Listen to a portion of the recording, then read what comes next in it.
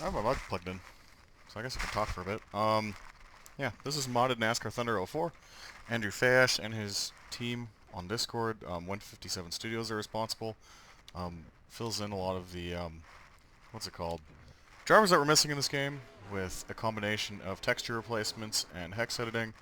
Um, so the guys you see on screen that are flying past the camera that are not in the vanilla Thunder 04 install, guys like Larry Foyt, I think Boris said flew by. Um, it's genuine roster adjustments, the way you adjust rosters in NASCAR 03, filling in people's statistics and stuff. Um, yeah, it is properly modded Thunder 04, similar to Gran Turismo 4 Spec 2 that's been making the rounds in bigger sim racing content creator scenes. The NASCAR guys have also got their own modded PS2 games going on. Great stuff. Really great stuff. So that, I believe, was actually the world record for Charlotte. We ran a 27.949. Just going to take you through my setup here because, I mean, this game's 20 years old. There's no esports scene, right? Anyway, I don't care about sharing this. Transmission type is manual. I'm running fourth gear. There's a guy on YouTube, I forget his name, but he does IndyCar style where he shifts to third in the corners and goes up to fourth on the straights. I don't do that. Don't really need to. Tire pressure, I'm just running minimum tire pressure. Not really realistic, but that's, it's a 21-year-old game at this point. It is what it is, homie.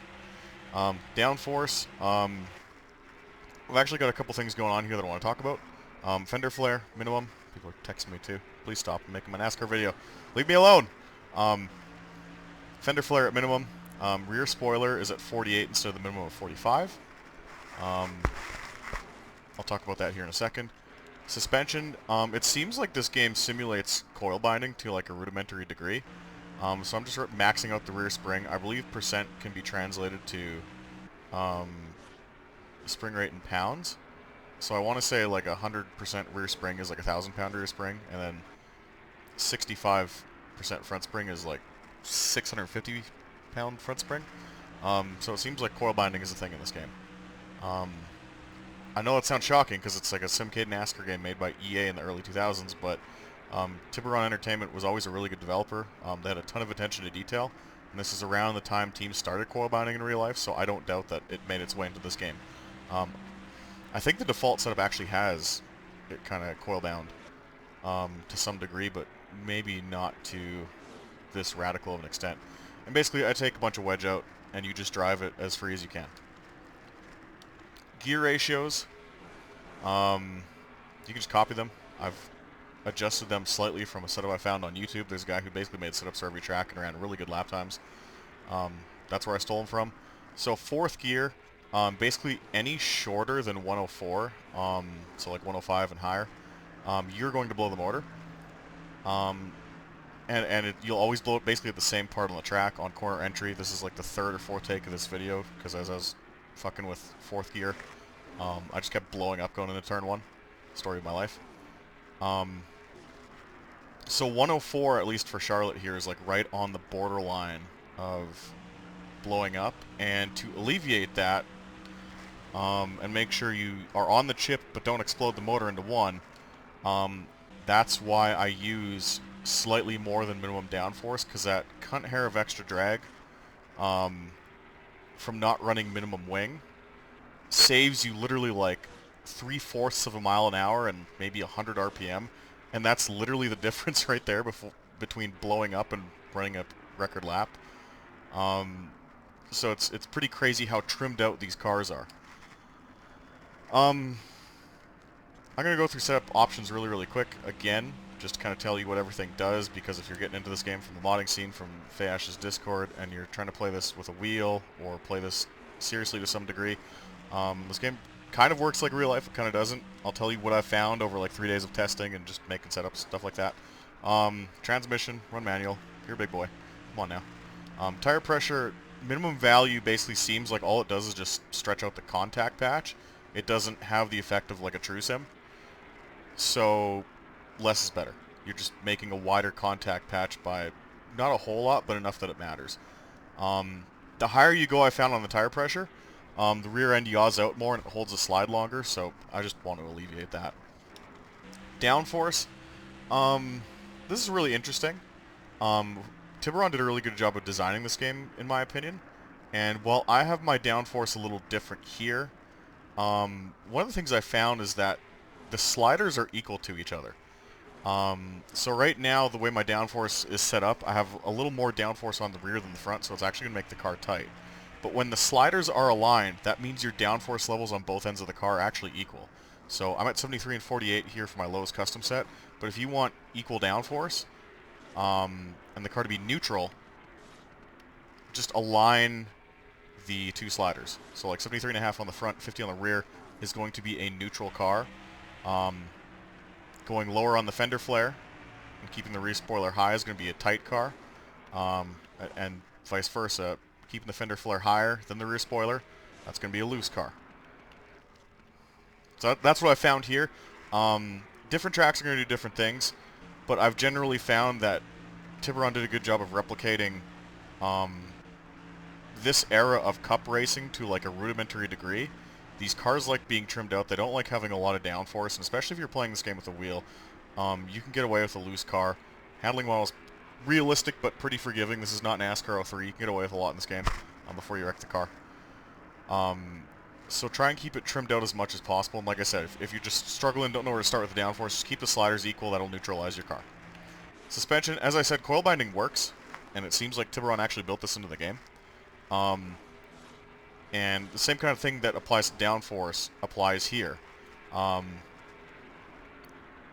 Your sliders in relation to each other are going to change the balance of the car.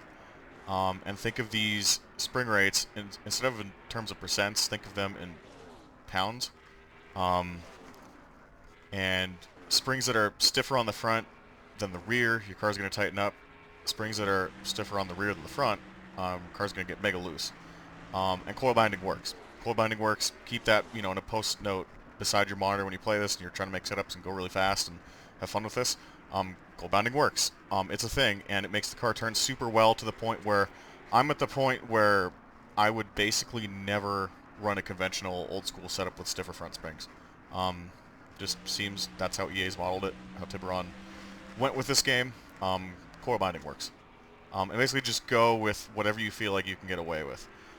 There are some things you can do. I noticed testing at Homestead that you can get away with really soft springs, but the car will actually start bottoming out and doing some weird shit off the corner. So you could run like, I don't know. I've gone as low at Homestead as like 30 and 40. Just beware that, again, car's going to bottom out. It's going to kind of feel weird, and you may lose speed. So, again, for Lowe's, and this will apply probably to Texas, probably to Atlanta, probably to Homestead too, you can get away with coil binding, and you generally are going to prefer stiffer springs.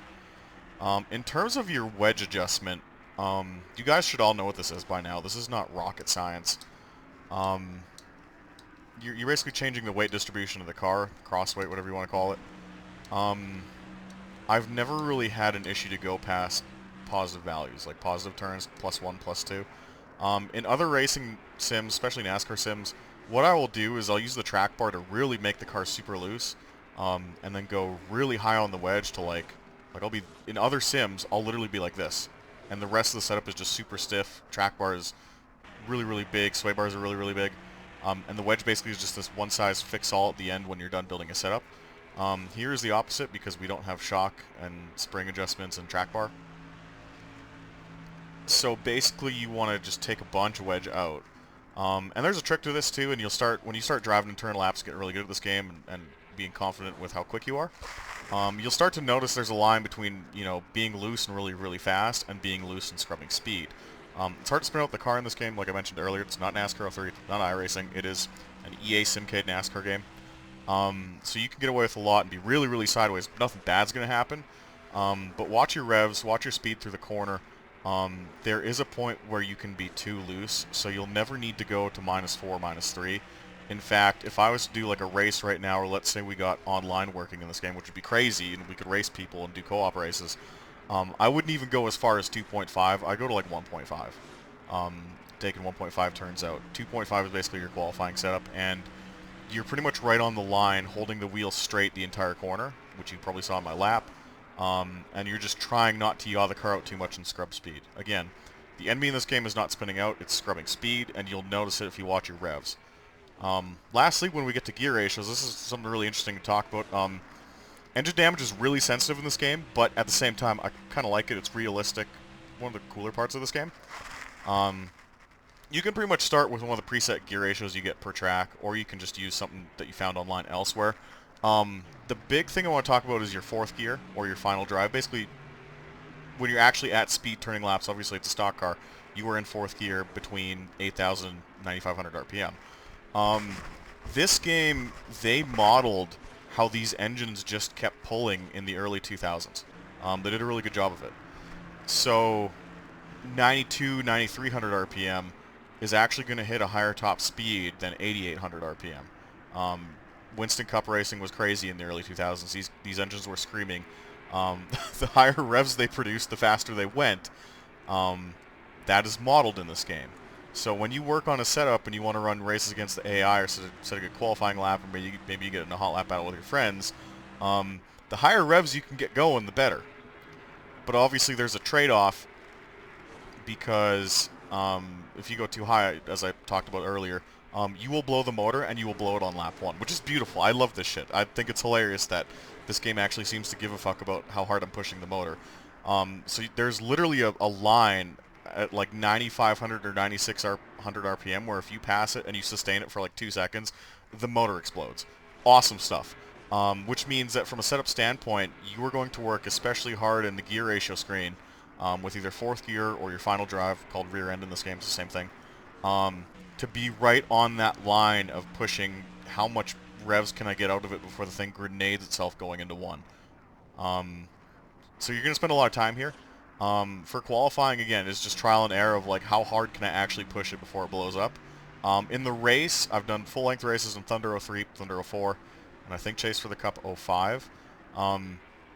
There is like a rudimentary engine model that's quite realistic. You really don't want to run this thing in race conditions, especially a longer race, above 8,800 to 9 grand RPM too consistently. That's something you basically don't want to do at all. So have somewhere written down, like a piece of paper, whatever. Gear ratios, pretty much just your fourth gear for qualifying, and then another one for race to save the engine, because this game does keep track of how long you're above a certain RPM, and it will grenade itself. Don't do that. Don't lose the race, especially if you're doing full distance stuff, whether it be career or offline. Don't waste 90 minutes to 2 hours of driving, pinging the car off 9 grand into the corner all the time. Don't do that. It's not a good idea. Engine damage is really sensitive, so tune your gear ratios a bit longer for any sort of race situation. And then take wedge, or add a couple turns of wedge in when you go run a race, because you will wear out the tires. When you're turning hot laps and trying to run quick times like 27.9s here at Lowe's, your spotter's going to bitch at you every corner, and you are going to wear out the tires really, really quick, because they try to do some realistic elements into this. Just be smart about it. Please be smart about it. Other than that, there's really not a lot to tweak in this game. It's reminiscent of first-gen Papyrus games, with the way suspension and downforce and tire pressure and gear ratios are presented to you. These are more or less the same options we had playing old-school Papyrus games. So it's kind of a neat throwback in that regard. But yeah, that's really all there is to this game. I hope you guys have fun playing and rediscovering this game with some of the mods that have been made from the community, getting a race against the full fields, which our us as kids were always looking forward to. Drives great with a wheel with PCSX2. You can map, I forget which driving force option it is, but you'll figure it out. It's the really old looking one, like the first gen Logitech wheel for PS2. I'm running about 35% centering spring, 220 rotation, no force feedback in the game. Although I presume you could probably get it working somehow. Drives great. It's arcadey, arcadey but simcadey, and there's a lot of like realistic elements for an arcade game. I'm having fun with it. I've done some full-length races. It's cool to revisit this and have it completed by the community. And hopefully this gives you some place to start when revisiting Thunder 04. It's a quirky game. It has a weird handling model. You get used to it. It's really floaty. But with a wheel, it's good enough for what we're doing, and it's a well-made EA game from a good period in the brand's history. Awesome era of stock car racing. You know, the last year of Winston, the last year of a traditional point system. Um, the final years of a lot of big sponsors that just aren't around anymore. Lots of iconic drivers with iconic teams. It's a cool era, man. You got, you know, Dodge, Ford, Chevy, and Pontiac on the grid. Lots of iconic paint jobs. It's a cool time, man. Anyways, that's really it. Thanks.